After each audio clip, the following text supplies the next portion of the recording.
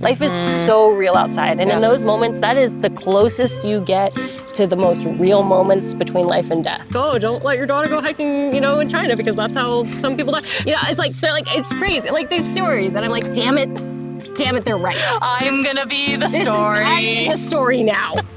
98 degrees, about 90% humidity. Ooh. Yes, yep. Yeah. Ooh. Never had I hiked for real in the subtropics. Hear a mouse die on her head. I will never forget that moment in the woods in Prospect, Oregon. And then these two fluffy, cute as fuck little owlets. Like, you can't come out of this without being in the cult. The cult. Yeah. I want this around. I want this around for as long as it wants to be around. This week on Go Wildly, Emily heads out for a solo adventure and is joined by Christy Chow, a dynamic force of nature born and raised in the wild heart of Southern Oregon. Christy is equal parts brainy and brawny, thriving on movement, mischief, and meaning. Whether she's diving into circular economies, sparking big laughs, identifying birds, or pondering life's deeper currents, Christy brings a unique blend of curiosity, connection, and wild-hearted joy to everything she does. For the extended experience of our hike at the Green Springs Mountain Loop Trail outside Ashland, Oregon, check out our YouTube. Welcome into part 2, y'all. This one's all Christy. The outdoor stories that shaped her, shook her, and honestly, it shook all of us. From hiking in China to spotted owls, from grief to growth, these are the big stories. This one you will feel to your bones. Let's get into it. Doing all those things, but we are diaphragmatically breathing. In theater, that was something I always struggled with. Same. I'm a chest breather. Oh, I'm so sorry. I'm so sorry. Knocking it around. I'm a chest breather, and yeah. So, So let's come. I can bring it to that. To who Christy is, where Christy came from. Yeah. Upbringing, roots, and a little bit about your life path to where you are now. How long do you have? No, just kidding. Parameters. Wow, who am I? I'm Christy. I was born and raised in Ashland, so Southern Oregon here, beautiful. And I would say that I am a curious adventurer. That's who I want to be, I would say. And so a lot of the time I am that. But I think I have there are a lot of like self barriers and many things that I put in the way that makes it hard to be that person. But at my core, that's who I am. And that's who I get to be when I'm just so darn curious all the time. And have always been. So I was raised to be very curious and to question things. And my dad is a physician and my mom was a nurse. She is, we'll get into this piece of it, but a big part of my... Oh, you guys, the battery died. So we're going to swap those out because even in the wild, we come prepared with fresh batteries and other really cool stuff. While we're locking that fresh energy in, go ahead and hop on over to our Instagram, TikTok, and YouTube. That's where the trail or the river really gets twisty. The behind the scenes, real-time chaos, unfiltered detours. The pod is the story, but the socials, that's the wild ride. Meet us over there. Oh, Okay, and we're back from a battery change and just a little, when the breeze comes, there's a slight chill. Yeah, slight chill, but it's nice. I like this.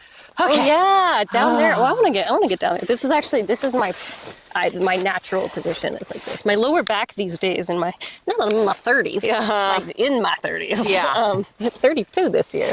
It's like, the back doesn't love this as much, but I'm just here. Change positions a lot. Yeah, because we're meant to move. Little back release. We are not meant to be static beings. No, we're not. But yeah, we were kind of talking about where I grew up, raised here in the valley.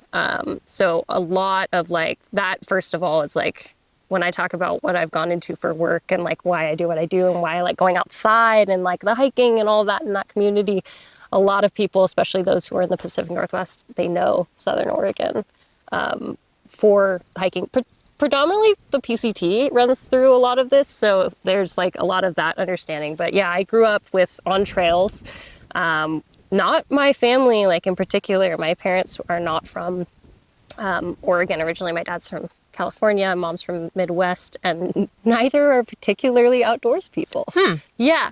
So yeah, how do you? It was truly one of those, I talk about it being the community aspect. Like you can't, I mean, I'm going to go ahead and say this, like you don't grow up here and like not get exposure to field trips where you're outside, to draw art lessons in the park, to water quality testing for your science unit, you know, in Bear Creek. Like that is to going to the Klamath Bird Observatory, the best, to look at people doing bird banding and to write down I mean, it's like everything, all the science, the art, which is so much of this community's culture is art and science and the environment. Like, it's just like, you can't come out of this without being in the cult. The cult. Yeah. So yeah, even if your parents aren't influencing it, just being a Southern Oregonian, it's so much a part of the culture that Absolutely. You get indoctrinated into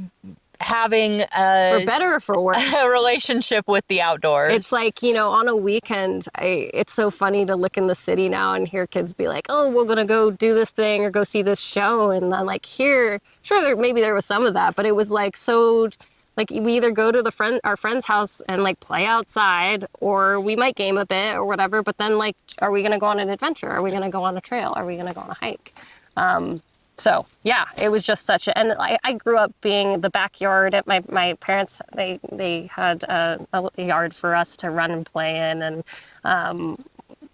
I loved playing make believe, all that kind of stuff. Very imaginative child, and everything. I didn't want to stay inside. There were times when I did, obviously, but like in general, like if I wasn't outside at least 3 times a day, I was sick. Something was wrong with me.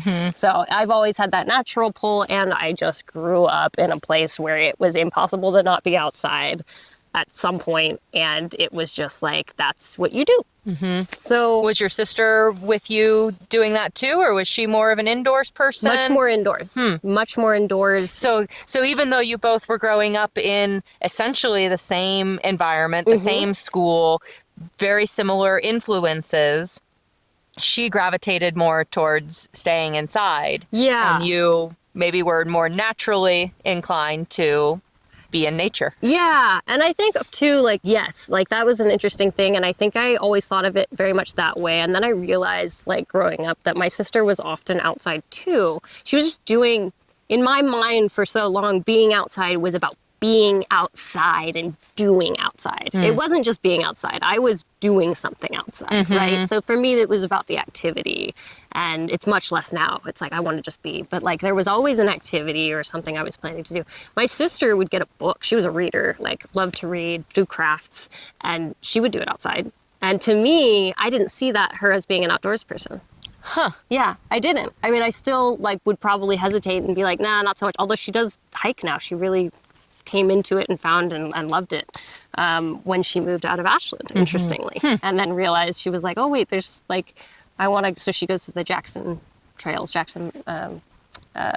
what do they call them? Jackson Park trails? In Jacksonville? It's in Jacksonville? Yeah. Jackson Park trails or something like that. Yeah. Those are her favorite things awesome to go to. And then the Rogue River trails. And so she's kind of found that beauty, but it was more of a pacing thing for her. I learned this much later because she and I, we fought a lot as kids all the time. It was like very, we got into a lot, and a lot of the things were around when me being the younger sister wanting to do something, in particular go on a hike outside, and she didn't really want to do that, go for a really long hike outside, and I'd be like, well, you never want to do what I want to do, blah, blah, blah, you're not an outdoorsy person, and I like categorized her, right? And we were, but she, all along, she was in touch with being outside, and she liked flowers and being in the garden and doing stuff like that, but reading in the sun. She loves the ocean. She loves the beach. There's so many things that I just was totally overlooking, right? In retrospect, that I'm like, I was valuing it so differently. And now I'm like, that's more of the outside, honestly, that I do now. right? Like that is, or where I am. So yeah, so I will say, yeah, we grew up in different experiences with the outside, but it was still very much outside. Yeah, that was a huge part of our lives. So I think like that was like my general existence has always been deeply rooted in the outdoors. But, I didn't go camping until my friends started taking me camping. And hiking was, again, it was all based in like the community. I think you hear a lot of people who are like, oh, or like your background, you grew up rafting, it was like in the family, but it was never in my family. So that was a kind of an interesting thing, because I'm like, I want to bring more people into this that, in my family that haven't had this experience too. So it's definitely a foundational aspect of who I am, but it's not, if we're talking familial roots, not part of it. Yeah. I find that so interesting. It's pretty interesting, because right? my history and so many of the people in my outdoor community grew up with it. It's their parents that said, this is what we're doing. This is our activity. And we happen to love it. And so we continue to do it. And I'm always very curious how people who aren't raised in it find it. Yeah, my dad got his first real hiking boots and his first Osprey daily backpack with me. Yeah, so I started to, I have a very, I'm very close with my dad, and so I've always loved doing hobbies with him. And I would say the outside things we did were sports. So I was a softball player. I liked playing tennis, that kind of stuff. And he was really into that. So that was our experience together. But, and I should say he's a runner. So he did, run outside, but it wasn't really trail running. He has since, because of the intersection between the hiking that we've done and how much of an appreciation that he has for nature that I've gotten to see through his exploration as a 60-something-year-old man, which is a beautiful thing to see. He has now gotten into trail running with some friends. Cool. So that's cool too. But yeah, so always been part of who I am. And I think, I've always known too that that's kind of what I wanted to do in terms of like the work that I wanted to do was protect. It sounds so cliche, but like I want this around. I want this around for as long as it wants to be around.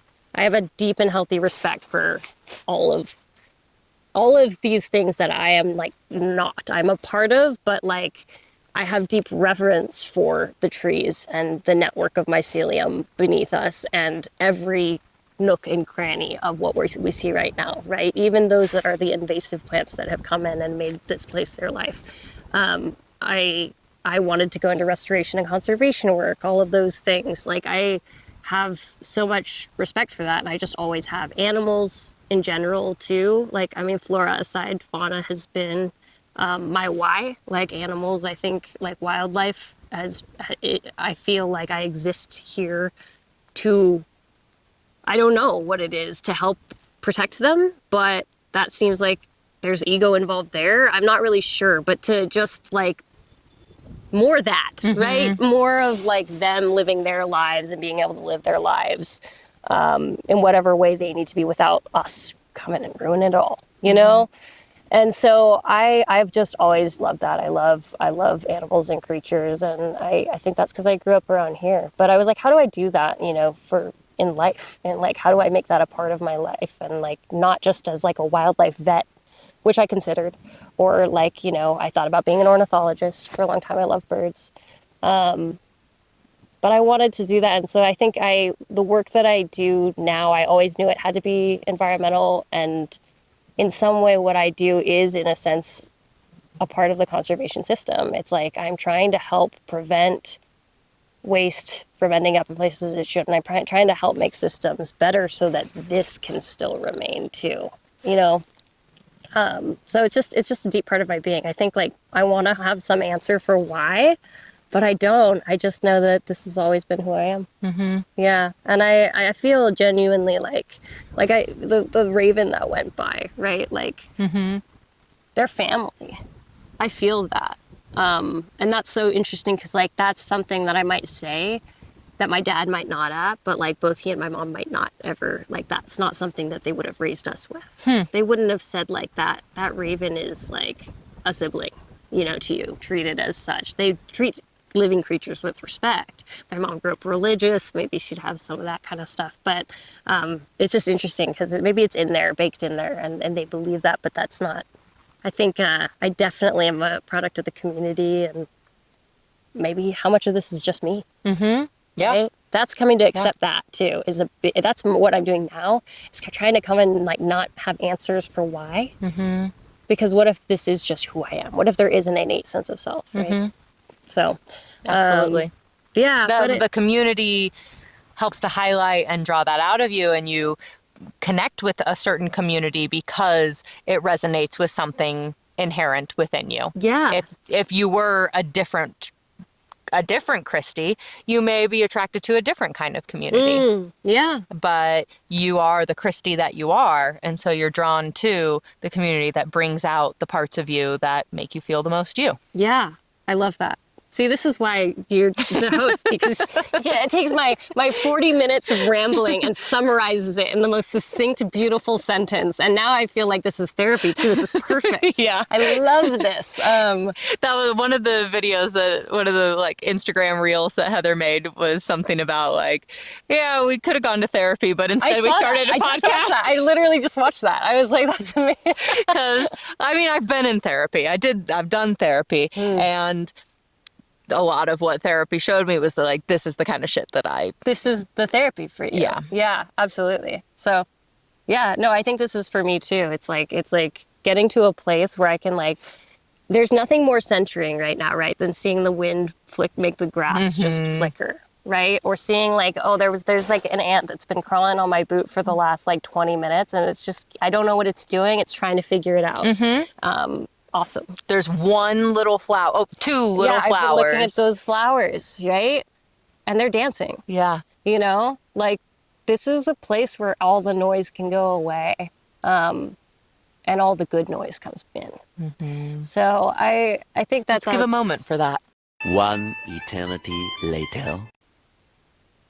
Now would be a really good time for a bird Well, I was hearing the songbirds though too, and I'm like thinking of the chickadees that I'm hearing, and yeah, it's so special. So I think like if it comes down to the core of it, like that's why I do and am outside, like I do all that stuff is because I just feel it feels good, even when it feels bad sometimes. And that takes me to like that moment. Like I think I keep thinking about this moment that I want to talk about. There are many, but there are two in particular that I think are like, I just love to share in my journey of like my outdoor journey. One, I'll start like chronologically. When I was young, really young, I obviously really liked birds. I wore this hat today, not just because it's purple, and I wear this hat a lot. Got a male and a hummingbird on it. Yeah, I wore it because I knew I needed to wear a hat with a bird on it for Christy. It's perfect. I love it so much, and it's just you. It's lovely. I love owls. You know this about me. I've always been fascinated in birds, but raptors and owls have always been really fascinating to me. I grew up with one living in our roof, which we then transferred to a birdhouse that we put on the outside of the roof when we had to do some maintenance on the roof. And he moved over and had a whole family, and he was amazing. His name was Pigwidgeon. He was a western screech owl. R.I.P. He lived a very long time, but his progeny still live in that birdhouse. So we've had generations of western screech owls, and he was very, very domesticated, actually. I will say he came to us quite young. I was naive and would talk to him every day and go out and say hi. And at some point he was my buddy. So he'd go fly down on a little spruce tree and I would go sit next to him. We'd just chill and I'd tell him all my problems and hang out. I used to put a yoga mat out on the deck and just look up at him and just tell him about my day, and all the things. He knew all my secrets. So, wow. Yeah. So, I mean, I think about him a lot. But one of the big moments, I think, was in like my animal loving journey and conservation journey, was like understanding the cycles and truly that circle of life situation, where you're realizing like the necessity of like something that you love having to go away in order to sustain something else that you love. And I'll clarify that more, like when, Please do. Yeah, you're like, what? No, and I think like, so for me, I think you probably know this, but there's a very endangered owl that lives in this region. Very, very endangered. It's called the spotted owl. I do say this because I think a lot of people might not, I think a lot of people do think it's extinct. We still have a few, quite a few, not that many, but they're centered in this kind of region up through Washington as well. And that was one of the first owls I actually ever saw. And that's really, really unique. And the reason I was able to do that is because we had some family friends who worked with the Bureau of Land Management and then Fish and Wildlife. And they knew I liked birds, and they were monitoring this mother spotted owl and her 2 recently hatched babies. And I was like, they knew for me it was going to be like a once in a lifetime thing. And what a gift to, like, I was 10 or maybe 11. And they asked me, will you come up? Do you want to come up with us? I had terrible anxiety. I still do, but I had really bad anxiety with strangers, especially. And this was a bunch of people I didn't really know that well, but you can tell how much it meant to me because I was like, okay, I'm going to do this. I'm going to go up. Where did you have to go? We went up to somewhere in the deep woods of Prospect, Oregon, onto the BLM land. And they took me into the woods. We saw this, she had a radio collar on, and we saw this spotted owl. She was banded as well. And then these 2 fluffy, cute as fuck little owlets just on the branches there. And they were like, okay, so this is, the thing is, you're coming up to see this thing, and you're not just here to see it for your pleasure, but we are monitoring her, and we're making sure that she has the resources she needs to make sure that these are successful offspring. You need to feed her. You're going to get to feed her.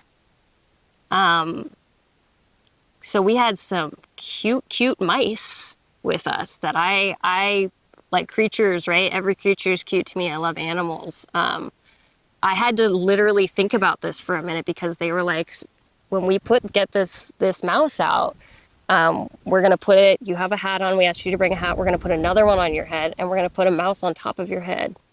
And then she's going to, because she needs to be able to see it, they were these white mice so that she can take it. And I had a struggle. I had a real struggle. Because you didn't want the mouse to Absolutely die, not. But you want the owl to live. Absolutely. So I will never forget that moment in the woods in Prospect, Oregon, with these people who wanted to do the right thing and save this species, and also were asking a child, like, to be brave and, like, hear a mouse die on her head. Like, you just can't make that up. And that child, honestly, greater good, was brave and did it.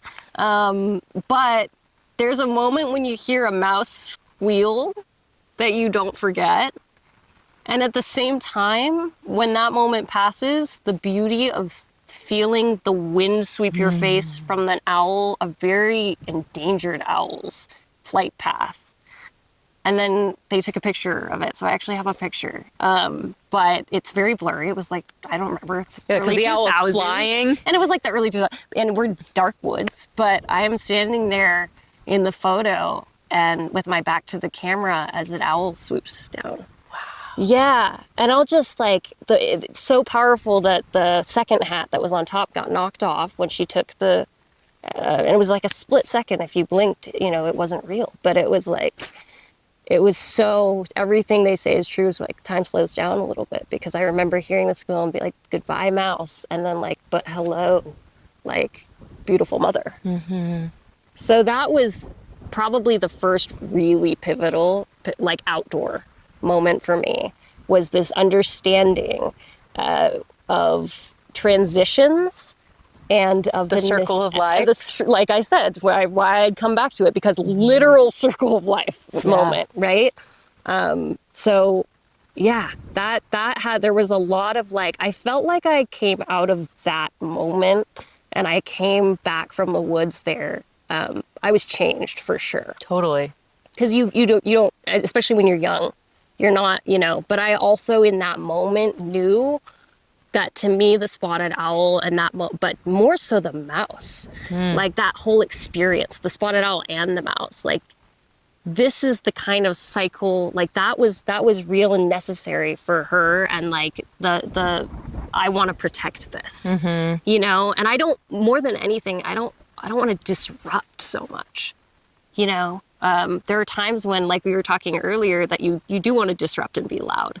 And this was not one of those moments. Like, these are cycles that I don't want to disrupt. So ultimately, like, I wanted to protect that and go into that. So I love seeing those moments too in nature. It's like harsh and crazy and like, but planet Earth put that on for me, put it on. That's going to happen whether or not you're here. And if it doesn't happen, we're screwed. Yeah. We're screwed. We're totally screwed. Like, and if it happens too much, like, I mean, yeah, I could go on and on about the cousins of that owl that are causing harm to the population.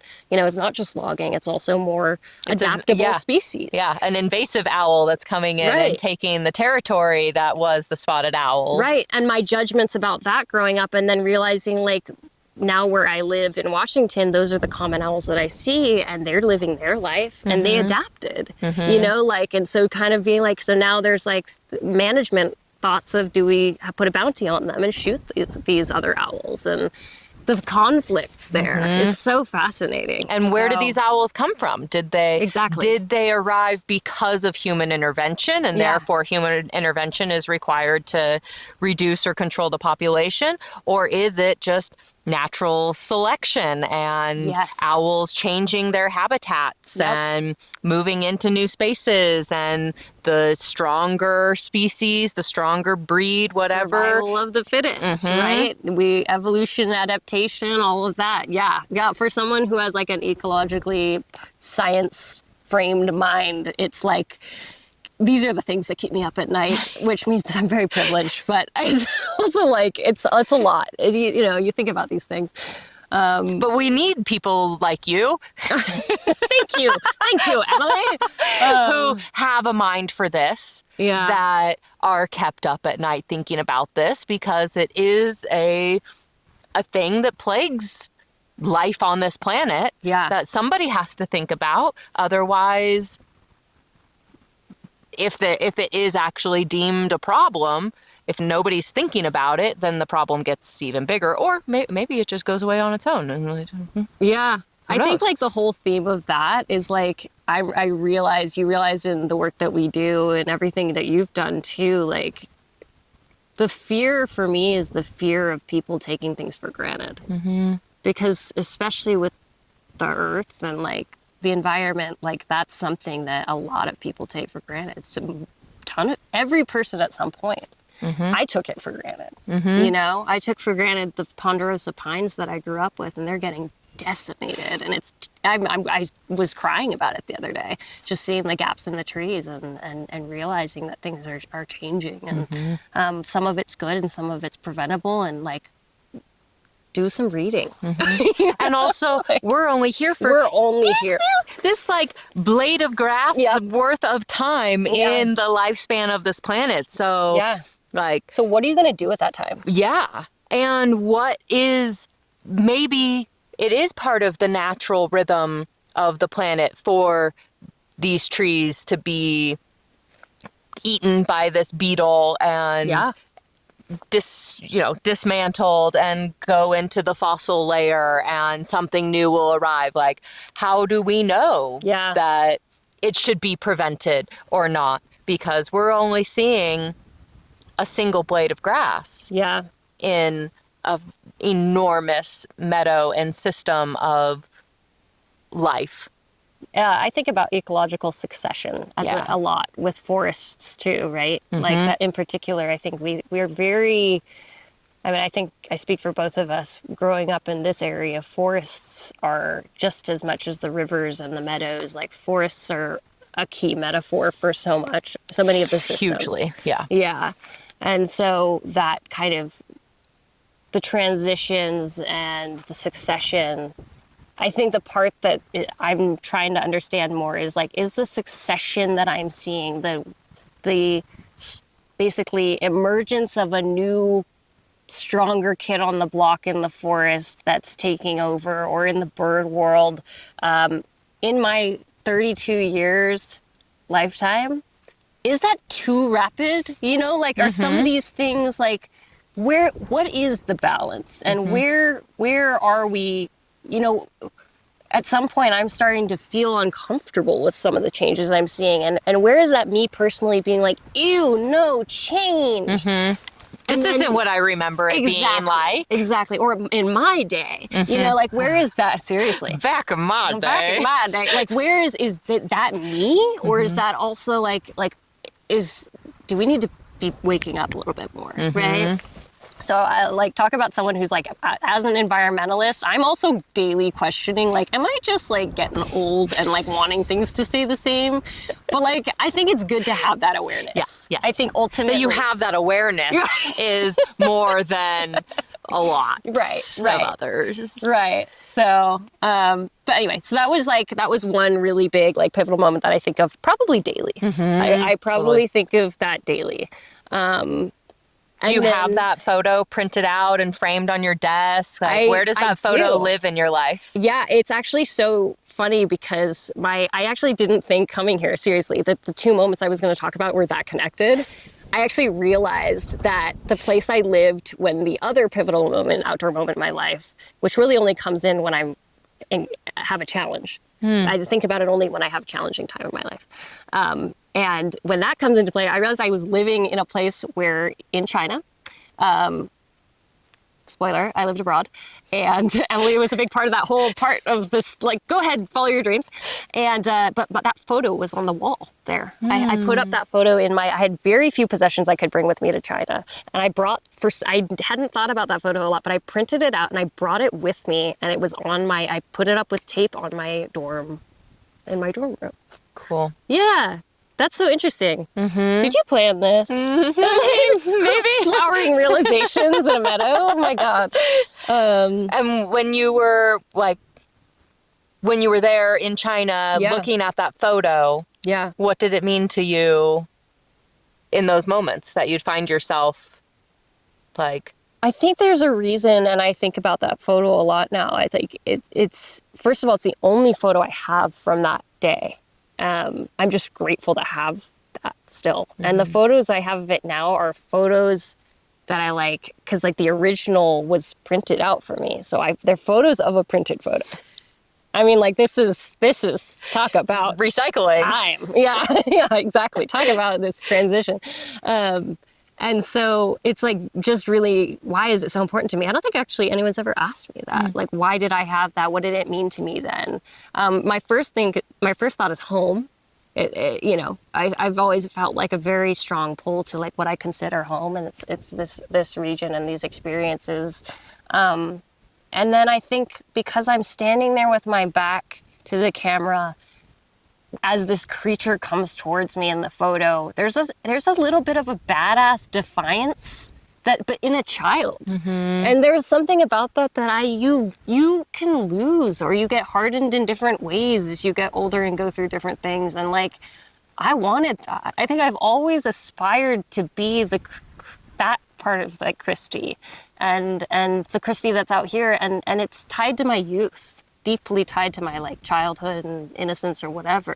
And that moment, but that I was always a bit mischievous and defiant in some ways. I've always had that curious adventure streak and pushing boundaries. But then at a certain age, right, you feel like you can't be that way, or you have their consequences. And but I've always valued her so deeply, that girl. And so I think that's what it meant to me and why I brought it, because in all challenges, in all walks of life, remember her. She learned a lot that day, and she lived so fully, and like, she is still there, and so she said yes to something that was otherwise utterly terrifying. Right. That if like told being to her out there with strangers and having a mouse get killed. Yeah. Essentially, a creature that I was like wanted as pets, or like, like hearing it die on your head, but to be fed to the things that you love, right? Because they have to have that. Yeah. Like, that's just it's so interesting. So I always think about that moment of like, what's necessary, you know, or like it was so many different emotions. There's so much you can pull out of it. It's juicy. It could be its own episode, honestly. How did I get to China? How do I do that in like 1 minute? Yeah. I got to China because I needed to get the fuck out. I needed a break. I was going through a lot. As you know, at that point, my mom was diagnosed with a progressive neurologic condition, and her neurologic tissue, brain is deteriorating, essentially, quite slowly compared to a lot of the peers that have had this in like the different study groups. But she's been sick for a very, very, very, very big portion of my life. Like, what age were you? So she started getting ill, just body. I say it differently, like brain versus body, even though it's all together. But her body started breaking down before I was born. Wow. Yeah, she has lupus. She has she has got immunodeficiencies, just a lot of immune issues. She was born very prematurely. I think she was 2 pounds when she was born. She barely survived. Wow. It's a miracle that she's here, especially considering the medicine back then. So, I mean, like, it truly, my dad fell in love with her. She went into nursing because, you know, had been to a lot of doctors. She wanted to help people. My dad is a doctor, and he fell for her, and he knew that she was sick and that she could get sicker, and you know, but he was like, I still love her, and she's great, and I want to be with her. And to be fair, I didn't really realize she was like sick. I knew she took a lot of pills and all that kind of stuff, but I didn't know she was sick until I was like maybe middle school, when she started getting hospitalized for various things. She's always been she's always been there. She was like our primary caretaker. I mean, she was like mom. So really that stuff she's always just been such a force to be reckoned with, funny ass mom, until I was in about midway through college, through undergrad, when she started forgetting a lot of things and started talking to random inanimate objects and forgetting details. We'd talk daily, but forgetting things we had just talked about, and like things started getting weird. My dad was noticing it, and she basically started like losing her mind in a lot of ways. I mean, it sounds harsh, but she was thinking that too. And her moods were changing, and the way she reacted to things were more intense, and she didn't have like a filter, and her personality changed a lot. So she started becoming less mom, I think, in college. And I went into this, our whole family's very close. So I just went into this like mode of being away. And like, I was really, because you went to college in Santa Clara, California. In the Bay Area. Yeah. So I was just like, I didn't know what was going on. I was trying to figure out who I was going to be as like this emerging adult and young adult. And also I still wanted to be like, baby, take care of me back home. Like I missed my family, and I was used to being the youngest child, and like my mom was like, her kids were her life. So like, you know, suddenly there were these other things going on, and everything, my whole environment was changing. There were transitions happening, and I wasn't ready for it. And I wanted to hold on deeply to all of the things that were, you know, that were familiar and comforting. So that was like really a stressful time. When I graduated, I knew I wanted to do environmental work. This condition was still ongoing. They started to give it a name, and it was a genuine, like in the family of what they like Alzheimer's, Parkinson's, that kind of stuff. So had to do with a certain protein in the brain that was taking over and causing deterioration, and it's eventually happens until they lose neuromuscular control and usually aspirate, and then folks usually you die at that point. So all of this is going on. My dad's a doctor, but this is not his specialty. He's working a ton. Like everything's just, our family's in a bad place. And so I come back home from college because the restoration job I had gotten down in the Bay, I was grateful for it, but the Bay, so $30K offer in the Bay starting out. Full-time. With housing, I wouldn't have been able to even get like food. essentially. Yeah. Like with everything, with transportation, with all the things that added, like it didn't add up, and it couldn't have, and I just like couldn't make it work, because I at that point didn't have family to stay with. I was staying with family before. So I was like, okay, I got to figure something else out. So I came back, was trying to regroup. All of this stuff is going on at home. So I'm outside as much as I can. I'm on the trails. The trails saved my ass. Like they saved my life. And I was doing the Lithia trails. I was up here, I was with friends. And then, a year later, like you came into my life, wonderful, wonderful people came into my life that I couldn't not be real about what was going on, about who I was as Christy, but also like I'm a Christy that there's another part of me going on right now. It's very affected by what's happening with my family.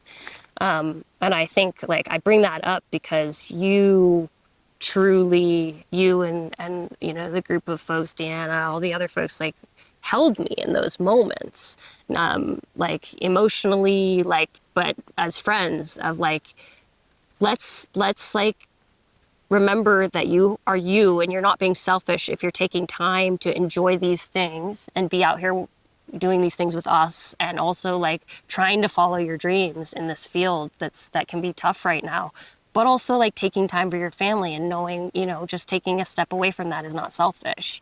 So thank you for that. First of all, I don't think I've ever gotten to thank you like in person for that. You're so welcome. And yeah, so I mean, I think like my constant excuse became, oh, my mom. And it's not as much an excuse so much as it is like just a part of my story and my reality. My mom she's always just been very sick, and she got sicker, and things got a lot harder, and they continue to get hard. We figured out more of a system, and so it's like we've adapted, and so we're more resilient in that way. But I needed a break by the time it was like 2017, 2018. So I was like, Emily, I got to dip. I might come back. This is like a year and a half in, and I was like, I've got to figure something out, because like I know, like I need to get more in touch with my roots too in China. Like I'm half Chinese, and like I want to speak the language better, and I just like I know I need to go there. And after our conversation about manifest and stuff too, I was also like, so this is partially your fault. I was kind of like, something's calling me there. So I was like, I gotta go. So I went for many reasons. I won't get into all of them, but I had an experience when I was there where I wanted to go on a hike, because that's what you do when you are raised here, through line. And I went with some friends, and we went to this mountain called Yao Mountain. And it was supposed to have an official trail. It did not. We didn't really realize that. There was a kind of trail, and then it ended so that you could take a sky gondola thing up this like 5,000 foot elevation gain. I mean, it was insane. I was like, oh God. But came in as this, don't worry, friends from China and other places in the world that were here with me. I can show you hiking, because I'm from Oregon. Oh my God. I had never hiked something like this in my life. I mean, it was truly, God, how high was this mountain? I don't even remember. It was insane. Here's the other insane part. Conditions. 98 degrees. About 90% humidity. Whoa. Yes. Yep. Ew. Yeah. Never had I hiked for real in the subtropics, where there are monkeys that if they smell your food, they will get violent and come after you, where there are all these things. So I'm like starting to think halfway up. I was like, oh, we don't need to take this SkyTrain thing, when I realized it was officially not a trail, and we just needed to like scramble and summit this thing in the sun beating down. Now I can't, like, I was a husk. I was me. I was the bare bones of me. And that was so gratifying. And also I just remember thinking, halfway up that mountain, I was like, it's going to be even harder to get down. It's hot. We need water. We know that there's a little like center at the top where people are getting off the gondola where they can get water and stuff. I'm like, that's the goal. We've got to get there. There are tourists like with their selfie sticks looking at us going, oh, yeah. I mean, they're on the gondola and you're on the ground. Insane. Like they were like, she's crazy. We're sweating through. We're like, we're probably going to die. But there was a moment where I told myself as I'm sweating, I said, if I can do this, Christy, if you can do this and get to the top, because you do feel like you're going to die. And honestly, it's shitty. Like, you can do anything. And maybe you hear that with people's stories, in particular ones like this, where they're maybe actually on the verge of death, because it was pretty dangerous. I'm leaving out a lot of details, including one where my friend passed out and we had to like go and get help. So we actually had to go back down after we got close to the summit, and then halfway down, and then find somebody, and then it was crazy. Yeah, it was wild. You can say more. Well, okay, so we were going up, and this friend, I don't know what happened, but she did run out of water, and she started to get dizzy, and we're like, okay, let's have you sit down, but there was no shade. There's no place to sit down where it's not going to be really hot on your ass, and it's also still 98 degrees. So it was like, we got to figure something out. Like, we just have to take our water and keep her like cool.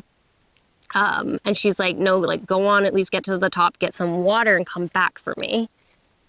And we're like, leave me. No, it felt like that. And then there was this moment where I was like, well, I can't do that. You know, I mean, it's all about these moments of like, what internal struggle. And I was like, but legit, like, that's probably smart. Like, maybe somebody stay with her. No, everyone decided to come. So we all went, yeah. That was not the smartest thing.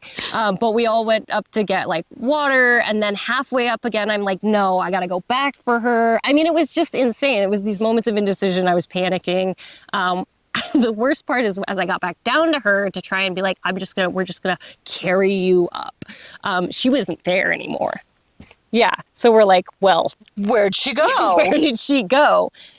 Turns out there was somebody else attempting to do the same summit. They had found a slightly easier way around the back. This is why you always look for other routes. So she was able to get with them and go along towards, like, skirt along, honestly very dangerous, towards the back. And then there was a more shaded, easier way to get up. But we were flipping shit. Yeah. We were looking down. Do those trails intersect? Like, how would she know that you're going to find her on this wide that you could get around to get to the other side? And it did not. Nothing's marked. I mean, this is like a fake trail. Yeah. This is not a trail. And she just expected to change location and that y'all would be able to find her? No, because she was going to get to the top with She was going to just come and meet you where you were? Yeah. Wow. Yeah. So...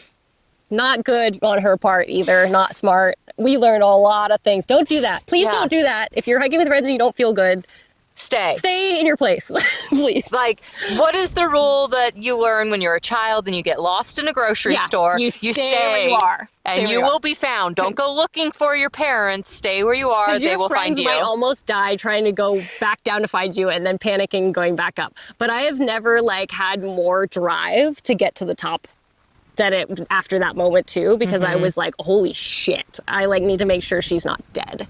Yeah. You know? Yeah. And I'm like, this is real situation. People go abroad and someone dies. Yeah. That had happened before to some of my parents' friends. They were like, oh, don't let your daughter go hiking, in China because that's how some people die. Yeah. It's crazy. These stories. And I'm like, damn it, they're right. I'm going to be the story. I'm in the story now.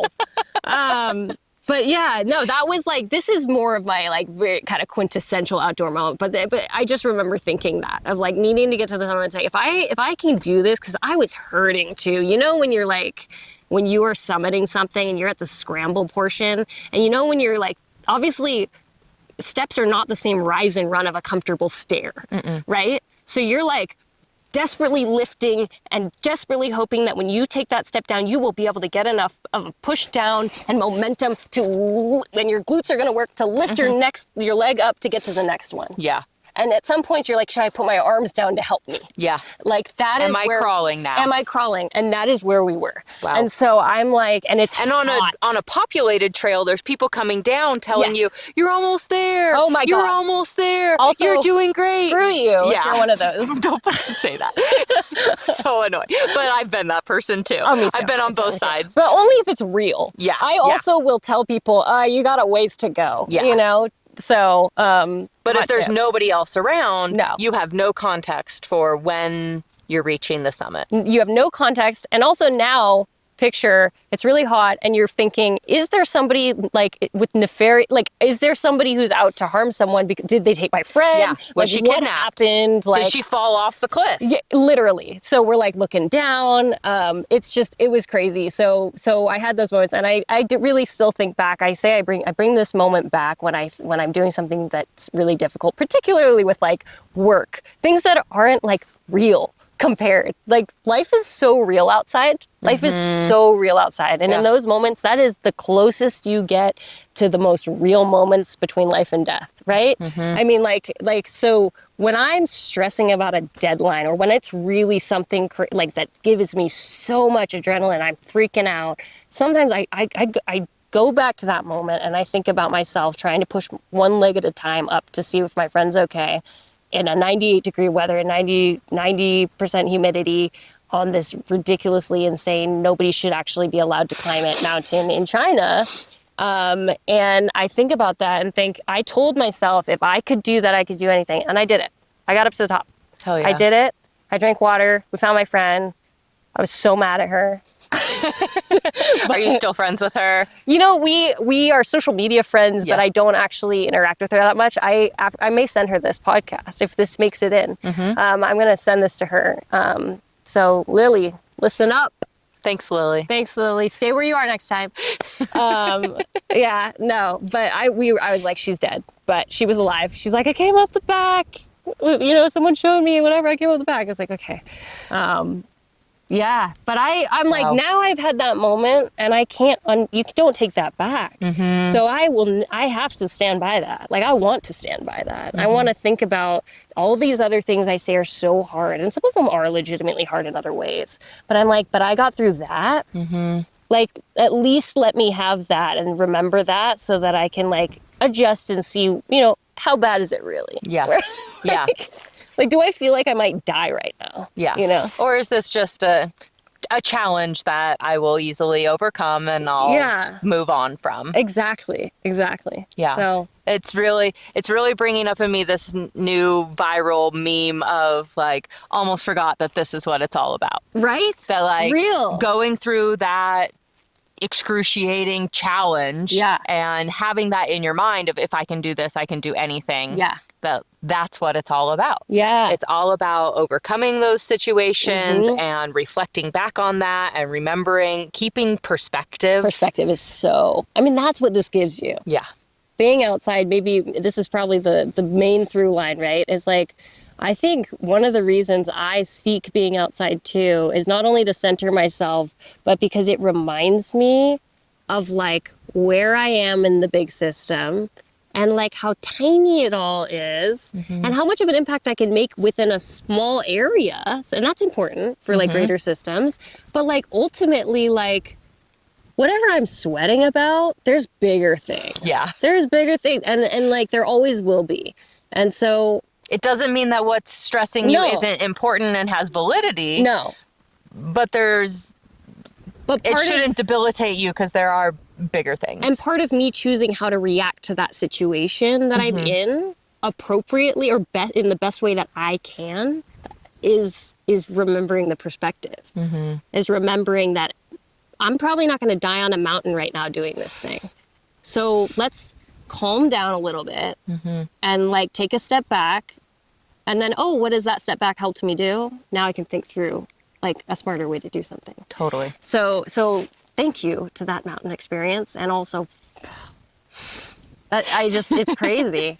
It's crazy. Yeah. I almost wish that it was like, it's a very different kind of culture, right? So it's not like in the Northwest, we're like, oh yeah, Adams, or, you know, Rainier, or whatever. Like, McLaughlin. oh, we did Hood, you know, for perspective, talk about perspective, but of like a hike, of how difficult something is, or like how long it should take, or what your elevation gain is, or you did a 14,000 footer or whatever.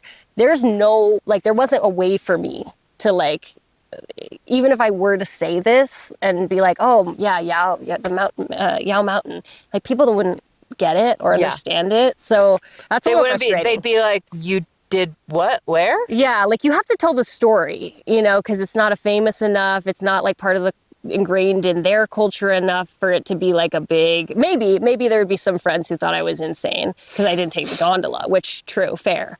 But But yeah, it's just like, I want to be able to be like, that's, I'm just going to have to, it'll have to live on through this.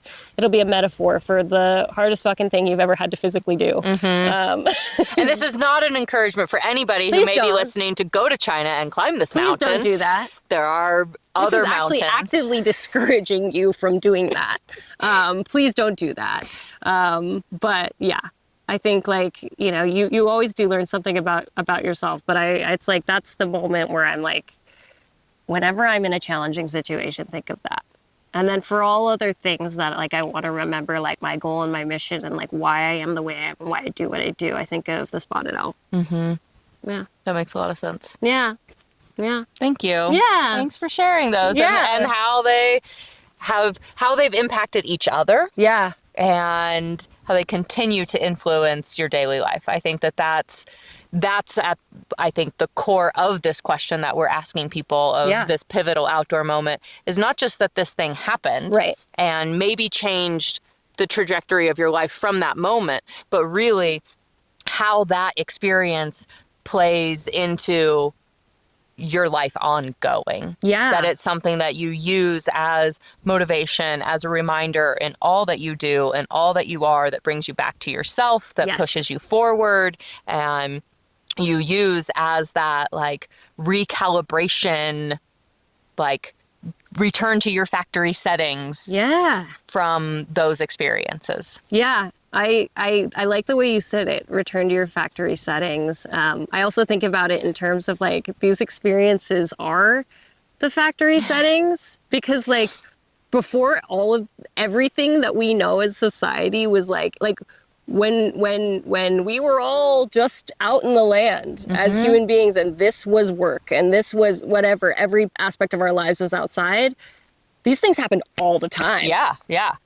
When sitting down here talking about, you just eat something from the land and wait to see what happens to you. Do you live or do you die? Do you get sick? Do you get energy? It's just learning and doing hard things, but there's no other context for that being the hard thing that's going to push you for the rest of your life. Every day was the hard thing, right? Is the hard thing. Yeah. So it's kind of fascinating. Like I like that we get to talk about it like isolated experiences. Yeah. The creature comforts of like not having to do all these things all the time. But also the drive to like ultimately the benefits of being out and here and learning, the learning part of it. Because like at the end of the day, if you don't die. Well, did you die? No. Wow. Okay, then. Then you Carry on. you must have learned something, right? Yeah, it was hard. You didn't die. What'd you learn? Exactly. Yeah, I love that. Is that like a mantra? Probably. Well, it is now. It is. I mean, it was hard. Did you die? What'd you learn? Yeah. I love that. In other words, that's essentially what my my huge dad lesson has always been, is like, okay, you fucked up, but how do you recover? I imagine especially with being on the river, which I still haven't done. Oh, well, we'll have to change that. How do you recover? It's all about the recovery. Yeah. And that has played into all parts of my life. Yeah. And even when we were doing outreach work, like, okay, you had a shitty customer, you had a shitty day. Yeah. How are you going to move forward? How are you going to recover? Like, how are you going to get out of, you can't just stay in that shit. Yeah. So how do you take what was good and take what was bad and move forward? Yeah. Recover, apply what you learn and move forward. Yeah. And get better. It's just an endless cycle of learning and adapting. Yeah. Yeah. Yeah. Figure out that. Also sit down talking about like making mistakes and learning the lesson and seeing somebody else fall and okay, maybe I'm not going to go that way, or seeing somebody else sink into the mud. Nobody fell. Nobody maybe someone sank into the mud. But okay, I'm going to take a different route. I'm learning from that person's mistakes, but also I sank into the mud. Well, when I come back, I'm going to take a different path. Right. Because that was a gentle fuck up. Yeah. I'm going to recover by going a different way. Yeah. I mean, the outdoors and hiking and the outdoor activities and my experiences are like the best metaphors. The best. And the best ways to like think about framing challenges, opportunities, puzzles. So I think that's another reason why I really gravitate towards it. So I love it. yeah. Thank you. Yeah. Thank you for sharing those. Yeah, of course. Yeah. Yeah. I know. A lot of rambling to get there, but it's part of the game. Yeah. Part of the story. It's part of the life. journey. Yeah. We gotta ramble. Okay, cue dramatic cut here. This episode is brought to you by Dead Camera Batteries. May we always have a few more in our backpacks. Enjoy! For the background. Did I press play? Somewhere. Yes. Yeah, we've known each other since middle school. And then you reconnected, right? We've like stayed, peripherally connected over the years, but then I reached out last summer and I was like, hey, we need to do something. Yeah. So, I need to reposition the camera just slightly. And so we've been deeply reconnected since last summer. I love that. Okay. I think that's better. Okay. So, quick little wrap-up recap. Yeah. Before we head on down the trail. Down the trail that we know exists now. Yeah. We found the loop. Finally made it. Yeah, wow. Thank you for coming down from taking a day away from your family on the limited times that you're down in Southern Oregon from Seattle and spending the day with me to tell your story. Family. Thank you. Yeah. Our other question that we like to ask our guests is when your body expires and your soul moves on, how do you want to be remembered? Oh, man. How do I want well, first of all, positively, fondly. While I want people to, I haven't really thought about this, but I guess I want. I don't think most people do. I don't, But I love this. I'm loving this question. do people kind of like splutter around it first? Not yet. Oh. I mean, I think I want people to miss me, but I want people to laugh, smile, and get outside. Like, I feel like that's really on brand for this podcast, and it sounds like kind of like I'm planning to say that, but that's actually the truth. I think You are on brand for the podcast. that's true. It was curated. I was handpicked. because that would be your answer, and that's unscripted. That's completely natural. This is absolutely unscripted. Like, I want people to think about all of this. I want people to think about the birds. I want people to think about the rivers and the trees, and I want people to go see them and think of me and get curious and just bring back that like youthful curiosity and question like the whys and the hows. How can I like make this better and help? Like, I think just that in terms of like, yeah, I want people to enjoy and celebrate the outdoors. So that's what I think I want people to have and to remember me by. I don't want it to be like, I think we do to some degree think about like, if we died, what would people do? Mm-hmm. Like, what are they going to read? What's my obituary going to say? Who's going to cry? Like, and so in that vein, yes, maybe I've thought about that, but I only think of the classic, like, celebrations of life instead of like the funeral, which I think is very common, but I don't think I've ever once thought about that being inside. Yeah. It's not inside. Mm-mm. And if it's inside, like, whoever did it probably didn't know me.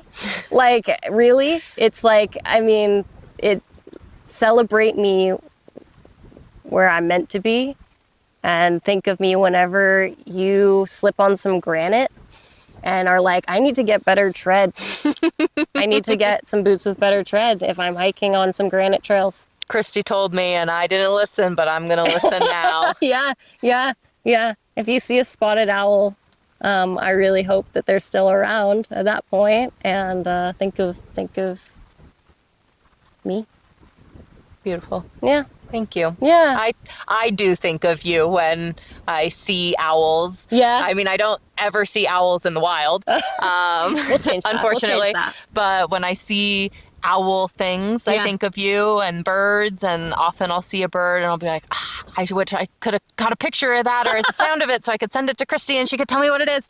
Well, I love that. I love hearing that. That I feel so seen when people say things like that. Like, I think that's like, so thank you. Because I think that that's also one of the most gratifying things is when people are like, oh, I saw this bird and I thought of you. Or they like send me a photo and say, what is that? Because it's an acknowledgement that they see that that's a part of myself that I really, like, that's me, that I resonate with.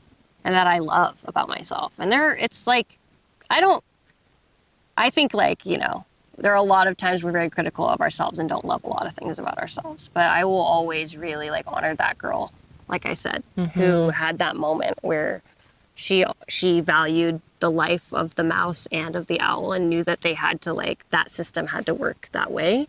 And, like, her curiosity and her drive and her beating her anxiety to go up and see that and to be part of that. And, like, that all came from a love, respect, and curiosity of nature.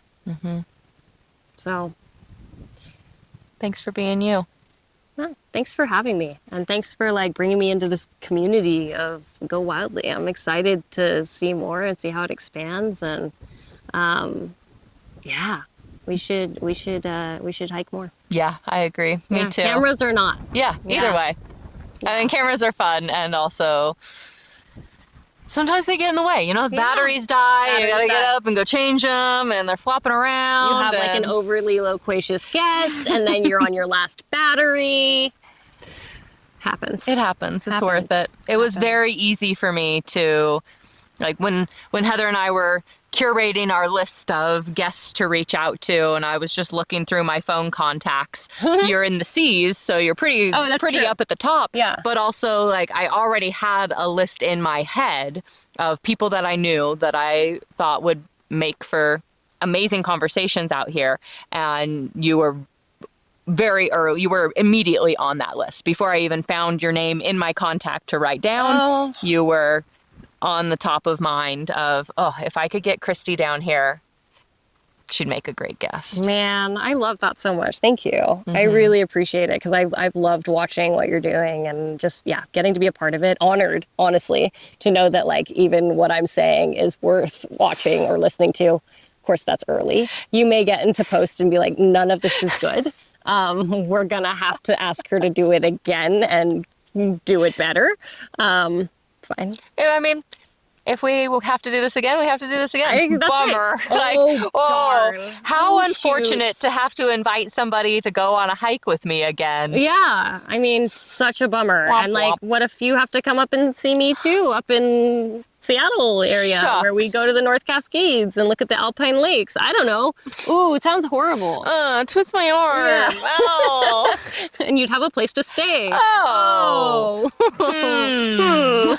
I see this happening in the nearish future. Yeah. As long as you're okay with the cat, which I know you are. Yeah, I have 3 Yeah. in my house. Yeah. I think that I might be slightly allergic to cats, though. Oh. I fixed my You found that out now dietary that you have stuff. 3?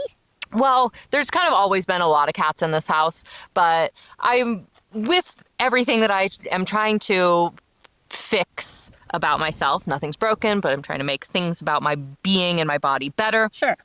So Adapt. my That's been our, yeah. and towards my self-actualization, like have everything working in proper order and in good condition. Yes. So diet has been like a main focus for several years. Yeah. And I finally feel like I, for the time being, have fixed my diet, fixed my digestion. I feel amazing. Oh my God, I'm intrigued. You're glowing. I'm glowing. I'm- I've gained 15 pounds in the last 6 months of muscle. Yeah. I mean, I'm seeing you like climb and like hop and swing and all of the incredible, real, helpful movements. That I literally, a lot of those things I couldn't do a year ago. Wow. Like I have supported my physical strength and development through diet and vice versa. And I feel like I've hit a fucking sweet spot on all of that. And I'm like feel like I'm cruising. What a journey, though. Huge. Wow. Huge. And my next like fix my body thing is my breathing. So we've talked about breath a little bit. Yeah. And I'm finding that there's something that is irritating my nasal passage, and it's some kind of allergy, and I feel it in all sorts of ways, and it's not seasonal. It doesn't seem to be entirely like location related. Like I was having issues when I was in Costa Rica last year. Okay. And so now I'm tuning in more to like, okay, I'm breathing. I can breathe through both nostrils, kind of.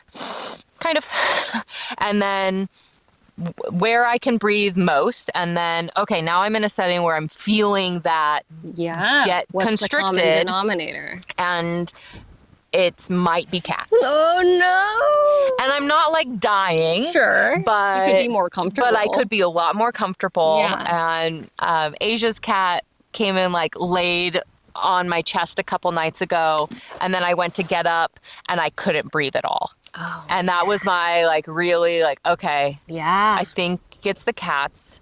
And well, right now is it a long-haired or there's 2 long-haired cats and 1 short-haired, and they're all in an indoor and outdoor. So the thing is, like, and this is what I'm learning because I was a dog person, never a cat person. You know this about me, but I've suddenly had this like, you know, like post-fire born little kitten with asthma because of the wildfire. Yeah. He's on daily meds. But truly, they were like, he has such scarred lungs. Up in Seattle, they said his lungs are really scarred for a kitten. And I was like, well, he was born into wildfire. But anyway, he is like the light of my life, and I'm obsessed from my social media. You know, he's like everything. But yeah. Full entertainment. Full entertainment. He's an asshole, but He's a cat. love him. I love him. Dogs are still number one, but this cat rules my life. So it's hard. It's hard when you love them. But he's blowing his coat. He had a winter coat. He's a short hair. But they get a different kind of coat in the winter. And in the summer, they start to shed a lot more. So you might be, okay. If it's bad right now and you've got 2 long haired especially, they're like dander's going. Okay. Yeah. So good to know. Just so you know. Yeah. I'm redoing the whole house essentially. I've got air purifier next to my bed now. I'm gonna get another one in the living room. I just sold my couch, so I basically have no furniture in the living room. How interesting. I'm loving it. Are you gonna do like cushions? Floor lounge. I love that. And like movement space. Yes. And the couch that I sold is the couch that my mom bought when we moved into the house in 1999.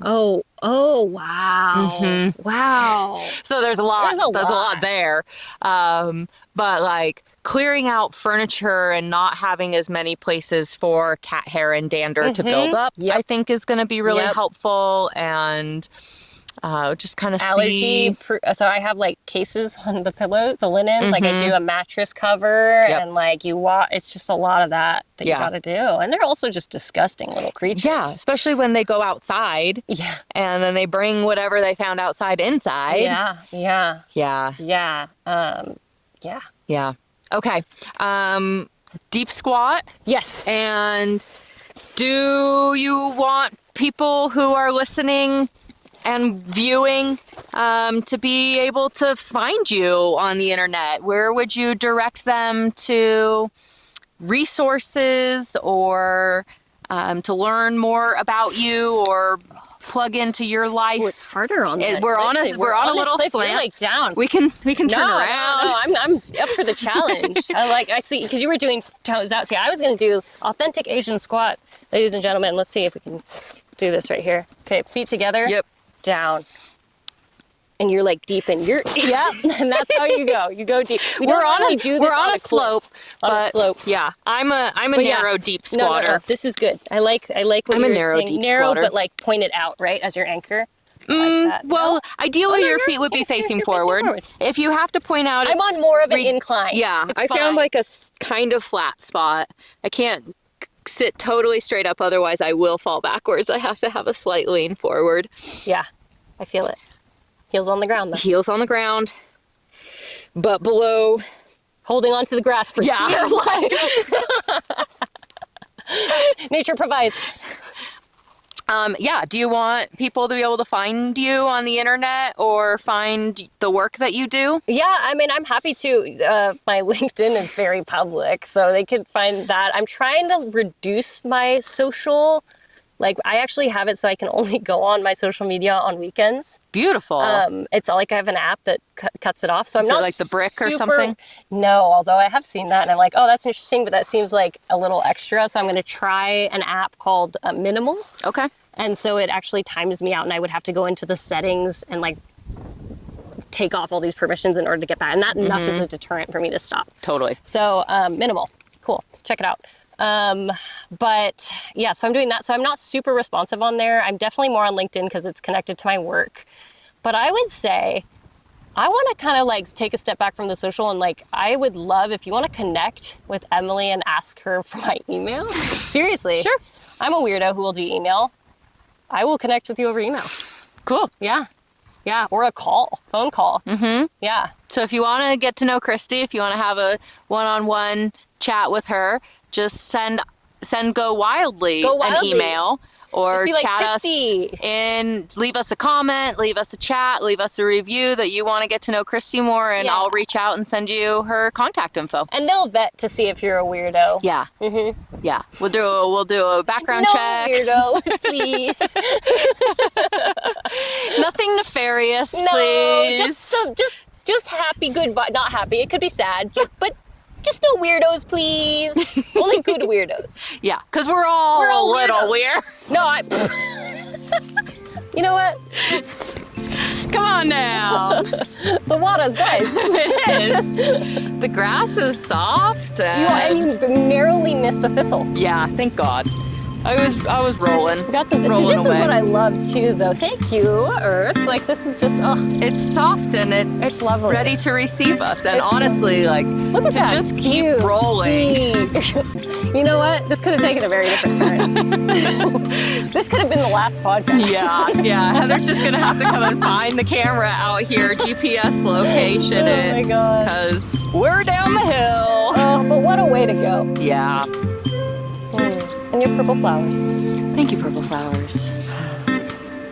Thank you. So good. Oh my gosh. Credits. Film edited and produced by Heather White and Emily Berlant. The Go Wildly music is Rainmaker by Jared Masters. Special thanks to Christy Chow. Recorded on location at the Green Springs Mountain Loop Trail. Thanks for listening. Please follow, like, subscribe, and of course share. New episodes drop every Friday. Remember to rate and review. Find us at Go Wildly Podcast everywhere.